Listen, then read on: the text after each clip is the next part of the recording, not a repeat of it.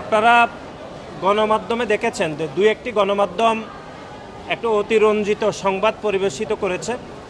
সেটি হচ্ছে জুলাই গণঅভ্যুত্থানের সময় শেরেবাংলা কৃষি বিশ্ববিদ্যালয়ের একজন শিক্ষার্থী রাবেয়া তাহসিন মুন, যিনি একদম ফ্রন্ট লাইনের একজন, জুলাই গণঅভ্যুত্থানে তিনি ফ্রন্ট লাইনে খুনি হাসিনার বিরুদ্ধে আন্দোলন সংগ্রাম করেছেন। পরবর্তী সময়ে বাংলাদেশ জাতীয়তাবাদী ছাত্রদলের রাজনীতির সাথে সম্পৃক্ত হয়েছেন।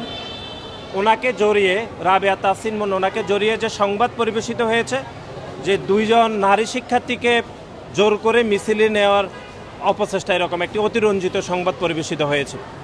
পরক্ষণে আমরা খোঁজখবর নিয়ে যেটি জানতে পারলাম তদন্তের মাধ্যমে, যেই দুইজন নারী শিক্ষার্থীকে জড়িয়ে খবর পরিবেশিত হয়েছে তারা আদতে ছাত্রলীগের রাজনীতির সাথে সম্পৃক্ত ছিল এবং ছাত্রলীগের পদ পদবি ছিল। এটি আমরা আপনাদেরকে এখনই আমরা প্রমাণ হিসাবে দিয়ে যাব, কিন্তু গণমাধ্যমে সেই সংবাদটি পরিবেশিত হয়নি যে ছাত্রলীগের দুজন কর্মীর সাথে রাবেয়া তাহসিন মুনের সামান্য একটা কথা কাটাকাটি হয়েছে। এই ঘটনার পরিপ্রেক্ষিতে রাবেয়া তাহসিন মুনের ব্যক্তিগত নাম্বারটি এবং তার ছবিকে এডিট করে ইন্টারনেটে ছড়িয়ে দেওয়া হয়েছে এবং তাকে সামাজিকভাবে ব্যাপকভাবে হেনস্থা করা হয়েছে। এবং তার পরিপ্রেক্ষিতে রাবেয়া তাহসিন মুন তিনি মানসিক বিপর্যস্ত হয়েছেন এবং তিনি অজ্ঞান হয়ে 2 দিন আগে অজ্ঞান হয়েছিলেন। পরবর্তী সময় তিনি হসপিটালে ভর্তি হয়েছেন। এটি অত্যন্ত দুঃখজনক যে দুই একটি গণমাধ্যম অত্যন্ত যাচাই বাছাই ব্যতীত এই ধরনের সংবাদ পরিবেশন করেছেন। আমরা দেখেছি যে গণ অভ্যুত্থান পরবর্তী সময়ে আমরা নতুন যে রাজনৈতিক দল গঠিত হয়েছে, এমনকি শিবিরকেও ছাত্রলীগকে ব্যাপকভাবে পুনর্বাসনের দায়িত্ব নিতে আমরা দেখেছি।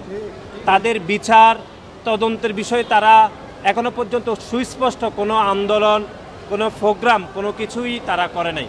কিন্তু তার বিপরীতে বাংলাদেশ জাতীয়তাবাদী ছাত্রদলের নামে কোনো মিথ্যা প্রোপাগান্ডার সংবাদ যদি পরিবেশিত হয়, সেগুলো সামাজিক যোগাযোগ মাধ্যমে ছড়িয়ে দিতে এবং সাধারণ শিক্ষার্থীদেরকে বিভ্রান্ত করতে তারা মহাব্যস্ত হয়ে যায়। সেরকম ঘটনা আমরা দেখেছি।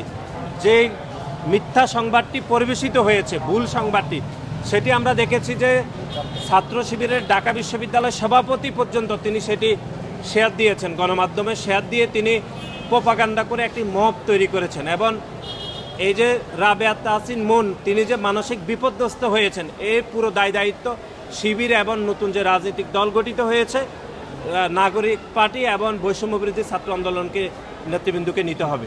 কিন্তু যেটি গণমাধ্যমে উঠে আসার কথা ছিল সেটি হচ্ছে রাবেয়া তাহসিন মুন একদম জুলাই আগস্টের ফ্রন্ট লাইনের একজন যোদ্ধা ছিলেন এবং ছাত্রলীগের 2 জন পদধারী কর্মীর সাথে তার কথাবার্তা হয়েছে, কথা কাটাকাটি হয়েছে। সেটি না এসে সংবাদে পরিবেশিত হয়েছে 2 জন নারী শিক্ষার্থীকে জোর করে মিছিলে নেওয়ার চেষ্টা করেছেন ছাত্রলীগের রাবেয়া তাহসিন মুন।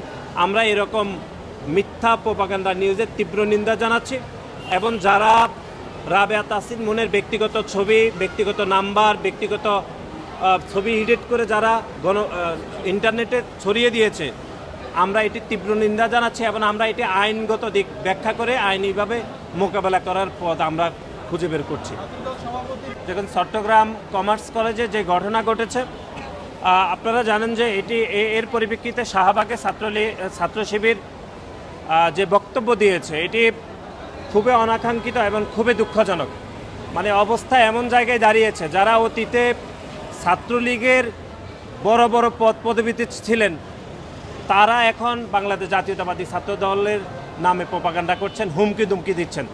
অর্থাৎ ছাত্র শিবিরের ঢাকা বিশ্ববিদ্যালয়ের সভাপতি, যিনি ছাত্রলীগের পদ পদবিতে ছিলেন, এবং এর আগে আমরা দেখেছি সাদিক কায়েম, তিনি নিজেও ছাত্রলীগের একাধিক পদে ছিলেন, তারা এখন ছাত্র শিবির হয়ে বাংলাদেশ জাতীয়তাবাদী ছাত্রদলের ছাত্রদলের বিপক্ষে তারা হুমকি দিচ্ছেন এবং আমাদেরকে ভয় দেখাচ্ছেন। অতীতে যেরকম ছাত্রলীগের সন্ত্রাসীরা হুমকি এবং ভয় দেখাতেন, কারণ তাদের হুমকি এখন ছাত্র শিবিরের হুমকি একই, কারণ তারা অতীতে যেহেতু ছাত্রলীগের রাজনীতি করেছেন, সুতরাং দুইটি তো একই হবে, এটি খুবই স্বাভাবিক।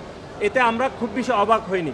অতীতে ছাত্রলীগের সন্ত্রাসীরা যে ভাষায় হুমকি দিতেন, সে ভাষায় এখন সাদিক কায়েম এবং ছাত্র শিবিরের ঢাকা বিশ্ববিদ্যালয়ের সভাপতি হুমকি দিচ্ছেন। এটি এই জন্যই দিচ্ছেন কারণ অতীতে তারা এত বেশি ছাত্রলীগের রাজনীতি করেছেন, এত বেশি ছাত্রলীগ থেকে শিখে এসেছেন, এজন্য খুব আলাদা করে এটিকে আলাদা করতে হয়নি। এবং কমার্স কলেজে যে ঘটনা ঘটেছে আমরা তদন্ত করে দেখেছি, সেখানের ছাত্র শিবিরের শুরুতে নেতৃবৃন্দরা বাংলাদেশ জাতীয়তাবাদী ছাত্র দলেরকে বাধাগ্রস্ত করেছে, বাধাগ্রস্ত থেকে হাতাহাতির ঘটনা ঘটেছে। এর বাইরে সেখানে অন্য কোনো ঘটনা আসলে ঘটেনি।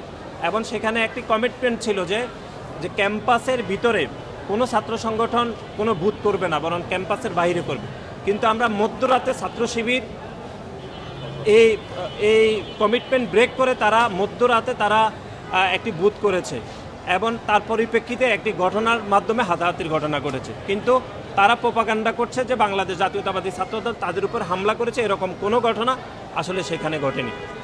রাকিব ভাই বলুন।